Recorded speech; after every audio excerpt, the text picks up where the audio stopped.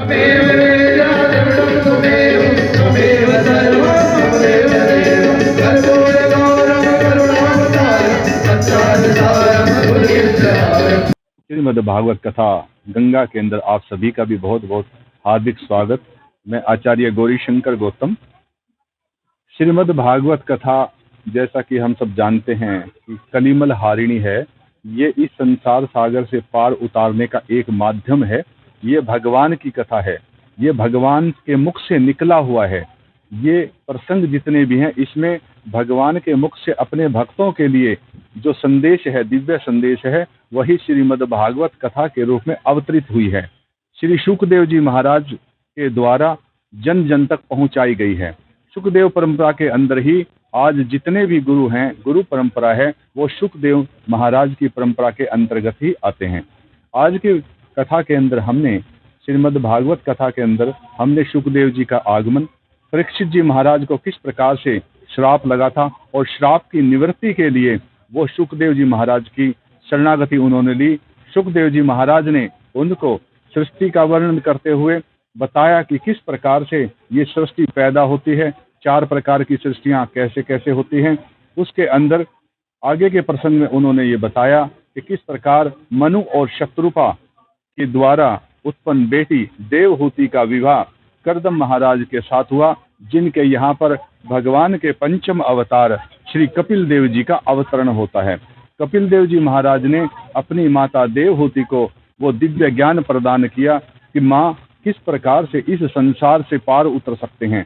इस संसार के अंदर एकमात्र अगर कोई साधन है वो केवल भगवान का ही साधन है। जो व्यक्ति भगवान की शरण में चला जाता है उसको दर दर भटकना नहीं पड़ता, उसको 84 लाख योनियों में भटकना नहीं पड़ता। अगर हम 84 लाख योनियों से मुक्ति पा चाहते हैं तो केवल केवल एक नाम ही है। कलियुग केवल नाम उधारा, सुमिर सुमिर नर उतरे ही पारा। इस कलियुग के अंदर अगर कोई एकमात्र साधन है तो वो भगवान का नाम है। उसके द्वारा इस संसार से मुक्ति प्राप्त कर सकते हैं। आज हमने दक्ष के यज्ञ के अंदर भगवान शिव का विवाह और उसके बाद में दक्ष यज्ञ प्रसंग भी सुनाया, जिसके अंदर शिव पार्वती का विवाह एक विशेष झांकी थी। और मेरे गुरुदेव का ये कहना है कि जब भी हमारी कथाओं के अंदर कोई झांकी इस तरह से प्रस्तुत होती है तो केवल उसको झांकी मात्र ना लेकर के भगवान साक्षात रूप में अवतरित होते हैं, उसके अंदर अंश रूप में प्रकट होते हैं भक्तों के हित के लिए। क्योंकि भगवान ने स्वयं कहा है मद भक्ता यत्र गायन्ति। मैं वहां रहता हूँ। नारद जी ने जब प्रश्न किया था कि भगवान आप रहते कहाँ पर, हमें ये बताइए। आप कहते हैं कोई हिमालय पे रहता है, कोई कहते हैं जी गंगा जी में रहते हैं, कोई कहता है क्षीर सागर में रहता है, तो आप रहते कहाँ पर हो, कृपा करके ये बतलाने का कष्ट करें। तो भगवान कहते हैं ना हम वसामि वैकुंठे, मैं वैकुंठ में निवास नहीं करता। ना हम वसामि वैकुंठे योगी नाम हृदय नवा, मैं योगियों के हृदय में भी निवास नहीं करता।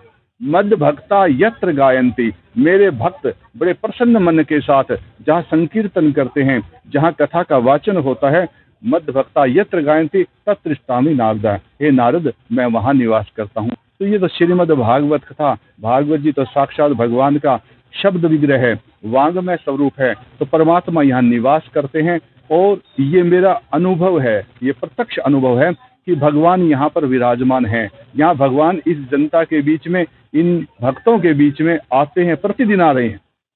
क्योंकि उसको देखने के लिए हमारे मन के भाव वैसे होने चाहिए, जो भाव प्रबल हैं तो परमात्मा के अवश्य दर्शन होते हैं। आज हमने शिव और पार्वती का विवाह प्रसंग बड़ा अच्छा लगा, बहुत सभी ने बड़े आनंद के साथ इसको देखा, दृश्य किया और पूजन भी किया।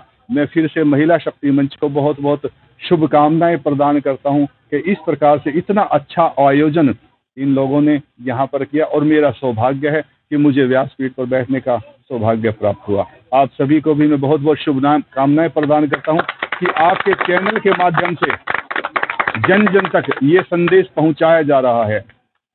महाराज जी, लोग कथा में तो आते हैं, सुनते हैं, श्रवण करते हैं, पर कुछ दिनों के पश्चात वो भूल जाते हैं, तो ऐसा उन्हें क्या करना चाहिए जो याद रहे उन्हें? देखो, इस संसार के अंदर मनुष्य के ऊपर कलियुग का प्रभाव तो है ही, मनुष्य कर्म के अंदर लगा रहता है, लेकिन भगवान की याद उसके साथ में नहीं रहती। इसका कारण यह है कि हम अपने कर्मों के अंदर सभी चीज़ों के लिए तो समय निकाल लेते हैं। जैसे हमारे शास्त्रों में कहा है कि 4 प्रकार, धर्म अर्थ काम मोक्ष। धर्म का समय क्या है? प्रातः काल की वेला जो है, ब्रह्म मुहूर्त जो है, वो धर्म का है, अर्थात भगवान का पूजन अर्चन करने का है। लेकिन आज व्यक्ति क्या है? धर्म अर्थ काम मोक्ष। उसके बाद कमाई करने के लिए नौकरी पर जाना चाहिए, अर्थ यानी शाम को काम, यानी इंटरटेनमेंट के लिए आपके साधन, टीवी देखो, बच्चों के साथ देखो। उसके बाद मोक्ष की अगर कामना करते हो तो उसके बाद रात्रि के समय बैठ करके भगवान का भजन पूजन करना चाहिए। लेकिन आज व्यक्ति उठता ही देर से है, तो धर्म का जो समय है वो तो उसने गंवा दिया। अब रहा अर्थ का, तो वो तुरंत उठते ही क्या करता है? भागता है भगवान को छोड़ करके और कमाई में लग जाता है। रात तक वो कमाई में लगा रहता है, लेकिन उस कमाई से भी उसकी पूर्ति होती नहीं है और भगवान को भूल जाता है। और भगवान को भूल जाना ही इस संसार के अंदर सबसे बड़ी दुर्गति है, सबसे बड़े कष्ट का कारण है। अगर हम भगवान के लिए, भगवान देखो बड़े जल्दी प्रसन्न हो जाते हैं। हमारे शास्त्रों में बताया कि दुर्वा मात्र से गणेश जी प्रसन्न हो जाते हैं और जल के एक लोटे से सूर्य देवता प्रसन्न हो जाते हैं। और विष्णु जी केवल नमस्कार प्रिय हैं, वो नमस्कार से ही विष्णु जी प्रसन्न हो जाते हैं।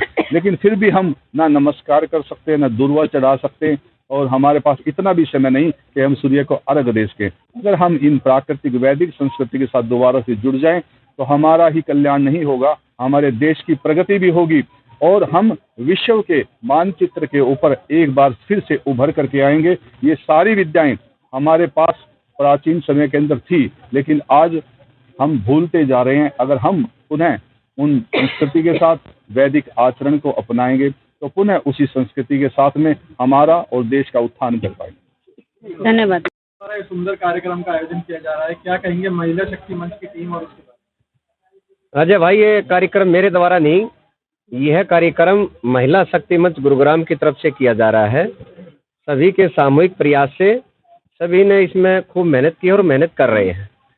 तो इस मेहनत का रिजल्ट है कि कल हजारों महिलाएं कलश यात्रा में शामिल हुई और अब रोजाना काफ़ी तादाद में भक्तगण यहाँ पहुँच रहे हैं कथा सुनने आचार्य जी की। और मैंने बाहर आज प्रसाद बांटते समय पूछा कि आपको भागवत में कैसा लग रहा है, और भी भागवत सुनी है, यहाँ भी सुन रहे हैं, कोई कमी रही हो, क्या अच्छा लगा, क्या गलत है, तो सभी ने ये कहा कि बहुत ही अच्छा लग रहा है, हमें ज्ञान मिल रहा है, आचार्य जी बहुत अच्छे ढंग से समझा रहे हैं। तो मैं तो ये कहूँगा कि हमारा सौभाग्य है कि हमें भी इसमें शामिल होने का और काम करने का मौका मिला और इसमें हमें मुख्य यजमान बनने का मौका मिला। ये सही बात है कि महिला शक्ति मंच की अध्यक्ष श्रीमती संतोष शर्मा के हम धर्मपति हैं और आज हमारे यहाँ मुख्य अतिथि के तौर पर उद्योगपति श्री KR शर्मा और महिला शक्ति मंच की संयोजक रेणु शर्मा भी शामिल हुई, उनको सम्मानित किया गया और सभी का हम हार्दिक धन्यवाद करते हैं और महिला शक्ति मंच को बहुत बहुत शुभकामनाएं देते हैं। रेखा शर्मा, महिला शक्ति मंच की तरफ से बहुत श्री जो भागवत कथा का आयोजन महिला शक्ति मंच की ओर से किया जा रहा है, उसमें हमें बहुत आनंद आ रहा है, बहुत अच्छा लग रहा है और हमें पंडित जी द्वारा जो ये भागवत कथा हो रही है सुनने में बहुत ही आनंद आ रहा है और बहुत अच्छा लग रहा है। आगे भी हम ऐसे ही सेवा करते रहेंगे, ऐसे ही आनंद लेते रहेंगे। जुड़ेजा है, मैं भगवत कथा में भी आनंद ले रही हूँ और ये महिला शक्ति मंच की तरफ से भी मुझे काफ़ी सहयोग मिल रहा है और मैं सहयोग कर भी रही हूँ दोनों तरफ से ही। भगवत कथा के में बहुत ही आनंद आने की वजह से मैं अपने पड़ोसियों को भी साथ लेके आती, सबको लेके आती ताकि आप भी सब आओ और आप यहाँ आकर के भगवत कथा का आनंद उठाओ और उनका जो लाभार्थ हो सभी लाभार्थ प्राप्त करें। संतोष शर्मा, श्रीपाल शर्मा, हम महिला शक्ति मंच की तरफ से ये एक ऐसा पौधा लगाने जा रहे हैं ज्ञान धर्म का कि इसमें सब आएँ और इसका फल खाएं। हमारी कॉलोनी में ये साक्षात भगवान विष्णु प्रकट हो जाए, हमारे गुरुदेव ऐसे ही कथा करते रहे।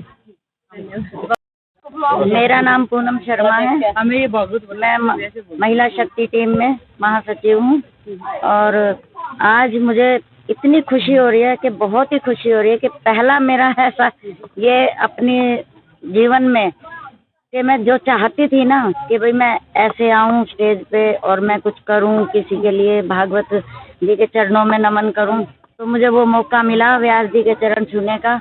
बहुत ही गदगद हूँ मैं और मैं तन और मन से पूरी तरह से सेवा करना चाहती हूँ। आपने भाई व्यास जी पूरा खोल के पूरा ब्यौरा करके सुना रहे हैं, पूरा वर्णन से सुना रहे हैं, तो अच्छे से समझ आ रहा था।